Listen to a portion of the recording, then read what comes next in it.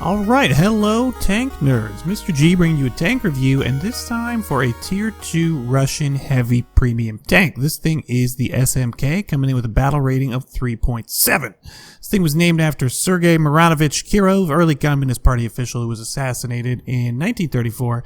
They only built one prototype of this thing, but it did actually see some combat. But right away you're going, oh my god, look at that thing, look at it.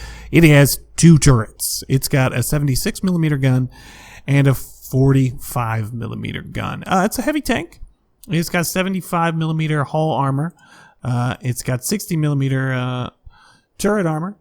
So it's got decent armor all around. It's pretty heavy. You can take shots okay. One of the advantages of this thing is, let's say you lose a crew from one turret, you'll still have crew from the other turret. You think, wow, two turrets, that's going to be really good. It's maybe not as effective as you might think, but it is fun. Especially if you like being in a land battleship style tank. It's got the 76mm gun that you're going to see on a lot of other Russian tanks. What you're going to want to do is you're going to want to use this ammo for this thing. You're going to want to use the BR350A on this guy. Yes, it has a little bit less penetration than the 350 SP. But it's going to have a lot more explosive damage than the other ones. You're going to want to stick with this one just so you can one-shot those tier 1 tanks. Now, you actually get to pick ammo as well for your 45mm gun. You're going to want to go with the armor-piercing composite rigid shell on this particular gun. And you're also going to want to fire them on separate keys. They're going to have slightly different aiming reticles. And they're going to have significantly different reload rates. The 45mm gun is going to reload significantly faster. This thing is basically just like, you know, a big, goofy, weird, awkward, heavy tank. Is it as good as the KV-1? No. Is it fun to play? Yes. Is it going to help you grind those other tanks in tier 2 Russian tree? Absolutely. I'm going to go ahead and show you how this thing performs in combat when driven by a relative noob like myself here at level 8. Let's get to it. So one of the nice things about the SMK is, even though it is a gigantic tank and a ridiculously easy target to hit, it does get moving at a decent rate of speed once you get going.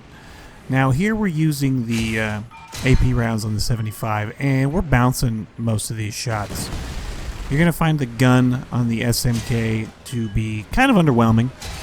You're going to want to try and use each gun separately to try and knock out different components or both sections of crew if you can. We did finally manage to get this guy and take him out. And in this battle, our tank is going to take a significant beating. I think one of my favorite things is to just go around the corner and have both turrets swing around at the same time. So I'm doing a terrible job at landing good shots to penetrate on the targets here. But we're having a good time.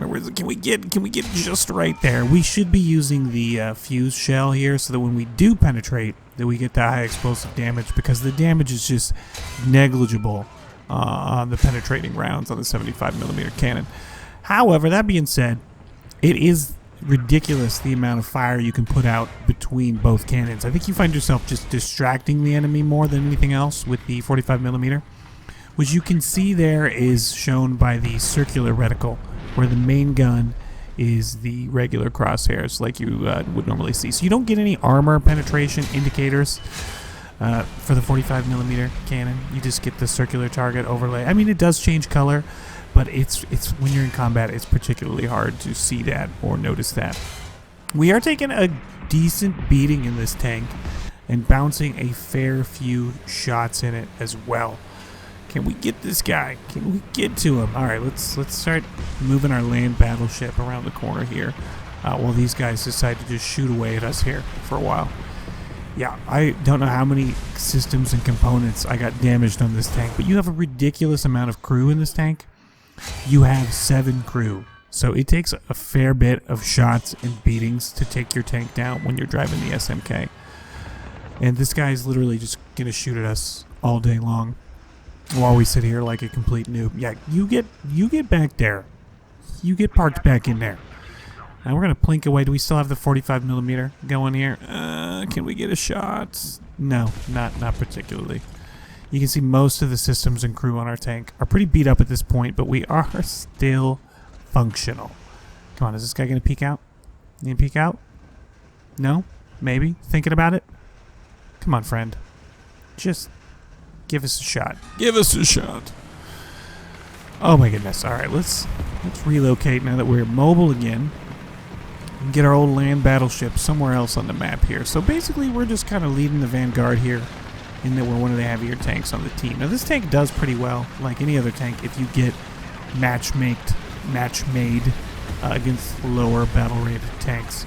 If you get up against higher-rated tanks, well, you're going to have a bad day, and you're pretty much not going to penetrate much of anything with this gun. And we are just bouncing a ridiculous amount of shots.